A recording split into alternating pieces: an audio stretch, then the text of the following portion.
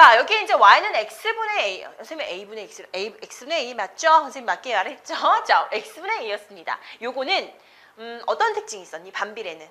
계속 강조했지? x랑 y랑 곱하시면요. 일정한 값 a가 나옵니다. 그죠? 그러니까 x가 2배, 3배, 4배 되면 y는 2분의 1, 3분의 1, 4분의 1의 값에 나온다. 몇 배가 돼? 그 배가 되는 값이 나온다. 라고 설명할 수 있고요. 얘 이제 어떻게 그리는지 그게 문제인 거잖아. y는 ax 했으니까 여러분들 더 잘할 수 있을 것 같아요. 그 점들만 잘 찍어주시면 돼요. 그죠? 자, 식을 성립하게끔 하는 x랑 y를 순서상으로 나타낸 다음에 그 점만 잘 찍어주면 되는데, 자, 개념이랑 탄탄이 일단 만나볼게요. 탄탄아, y는 x분의 6 그래프 그릴 수 있어? 물론이지. 지난 시간에 y는 ax 그래프를 그리는 법을 배웠잖아. 그래. 그건 정비례 함수에 관한 것이고 이건 반비례 함수인데 똑같은 방법으로 그릴 수 있어. x의 값 1, 2, 3일 때 y의 값은 6, 3, 2니까 그럼 순서상을 좌표평면 위에 표시하면 되겠구나. 맞아. 표시를 해보도록 하겠습니다. 1단계. y는 x분의 6의 그래프를 그려보자. 그럼 2단계에서 여러분들의 개념은 뭘 생각해야 될까요? 우리가 x값에 대응하는 함수값 y를 순서상으로 표현을 해서 여기다 정확하게 나타내시면 되지가 구체적인 순서상을 마련을 하자. 그치? 그러면 그림 그려볼게요. 보셨습니까? 여러분들 이게 딱 책을 보시면 뭔가 모양이 보이는데 이상한 모양이 나왔죠. 그죠? 지난번 시간에 아주 깔끔한 직선이 나는데 이번 시간에는 반비례 그래프의 함수의 식은요. x가 어디에 내려갔습니까? 분모에 내려갔죠. 그죠? 그래서 이 x에다 0 자체를 넣을 수 있어? 0 자체가 분모에는 들어갈 수가 없습니다. 나누기 0 이런 거 없다고 얘들아. 식 자체가. 그래서 분모에 0이 들어갈 수 없기 때문에 y의 값 자체도 0이 나올 수는 절대로 없어요. 그러니까 이 말은 그래프에 대한 해석으로 우리가 본다면 원점 자체를 지날 수가 없는 거야.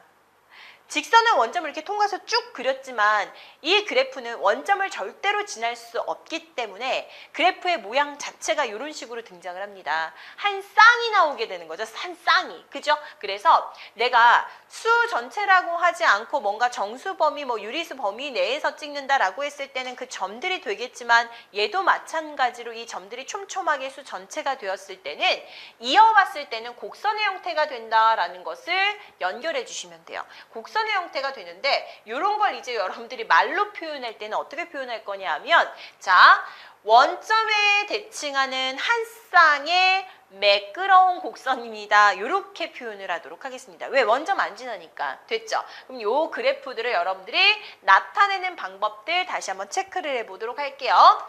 y는 얘들아 x분의 6이다라고 했습니다. 그죠? 그럼 이제 여러분들이 대표적인 수들 몇 개만 좀 체크를 해보도록 할게요. 0은 들어갈 수 없다라고 했어. 막 0 넣으면 안 돼. x에다 1 넣었더니 y가 6이 되었어. x에다 내가 2를 넣었더니 y는 몇이 나왔습니까? 3 나오죠. 3. 그죠? x에다 내가 그냥 바로 3 넣을게요. 3 넣으면 몇 되겠습니까? y는 2 되겠죠? x에다 6 넣어보도록 할게요. 내가 계산하기 쉬운 것만 일단 몇 개 찍어볼게. 그치? 그 다음 중요한 거는 수 전체라고 했으니까 이 음수 범위도 찾아보셔야 되잖아요. 그죠? 그러면 마이너스 1 넣으면 마이너스 6 나오고 마이너스 2 넣으면 마이너스 3, 마이너스 3 넣으면 마이너스 1, 마이너스 6 넣으면 마이너스 1이 나옵니다. 그죠? 그럼 이제 조금만 찍어볼게. 1,6이었다라고 했으니까 얘가 y축이고 얘가 x축이었다라고 했으니까 요렇게 점들이 찍히겠고 그 다음 얘도 마찬가지로 이런 식으로 점들이 이렇게 찍히게 되겠다. 얘네들을 부드럽게 연결을 했더니 어떤 모양이 되겠습니까? 곡선의 형태가 이번엔 됐네요. 그러니까 원점이 얘를 이렇게 지날 수가 없어 얘들아. 그치? 그래서 뭔가 마주보는 한 쌍의 매끄러운 곡선이 만들어졌습니다. 각각의 이제 얘네들은 이 축이랑 붙지는 않아. 근데 점점 가까워지면서 한없이 계속해서 이제 뻗어나가겠죠. 수 전체 범위일 땐. 그죠? 이런 식으로 여러분들이 맞춰주시면 되겠습니다. 자, 이때 각각의 또 특징들이 있겠지. 그래서 선생님이랑 개념 저장하면서 특징들 다시 한번 좀 깔끔하게 만들어 보도록 할게요. 자, 자, 여기 이제 그래프들을 여러분들이 이렇게 확인을 하실 수 있고요. 얘도 마찬가지야. A가 0보다 클 때랑 A가 0보다 작을 때랑 그래프들의 특징이 조금씩 다르죠. 얘네들의 정보에 대해서 하나하나 좀 나타내 보도록 하겠습니다.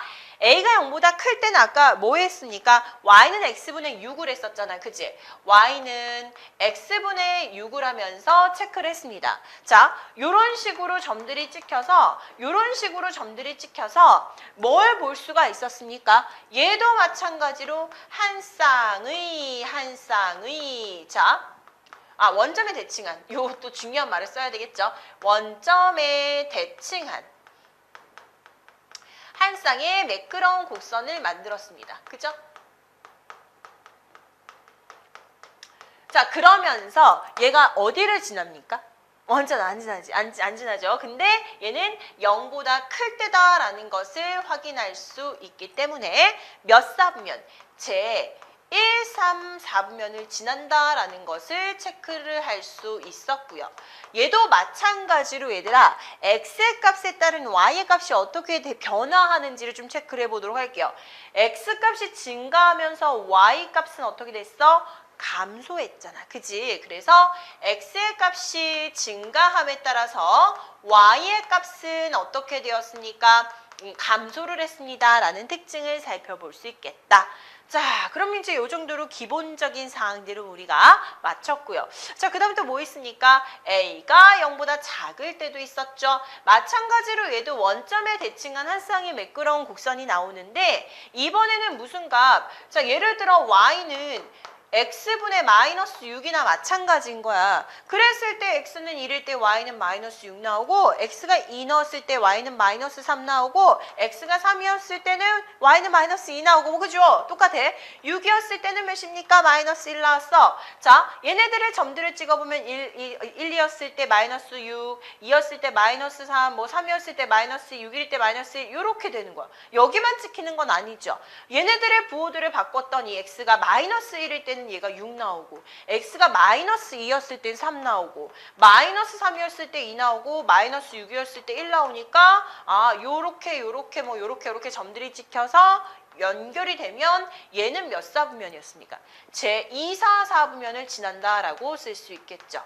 얘도 마찬가지로 이들의 점들을 여러분들이 그냥 촘촘하게 찍어서 곡선으로 만들어내시면 되었고요. x의 값이 증가하면서 y의 값은 어떻게 되었습니까? 증가하면서 잠깐만 따라가시면 돼요. 증가하면서 여기는 올라갔네. 증가하면서 이렇게 올라갔네. 그죠? 그래서 이번에는 x값이 증가하면서 곡선이라고 헷갈리지 마세요. y의 값은 같이 증가를 했습니다. 라는 특징이 있었습니다. 두 개를 여러분들이 구분하실 수 있어야 되겠다. 됐습니까? 자, 이렇게 익혀두시면 돼요. 되셨습니까? 자, 전반적으로 여러분들이 직선일 때는 즉 y는 ax의 그래프의 식을 여러분들이 직선으로 연결했었죠. 이때 a의 절대값이 크면 클수록 어떤 특징이 있었지? y축으로 이렇게 가까워졌습니다. 그러면 이때는 a의 절대값이 크면 클수록 어떻게 되겠습니까? 예를 들어서 조금만 찍어보시면 돼요. 자, 예를 들어서 여기에 지금 y는 내가 x분의 6이라고 했었잖아. 근데 이번에는 y는 x분의 18이라고 예를 들어 보도록 하겠습니다. 몇 개만 찍어보자.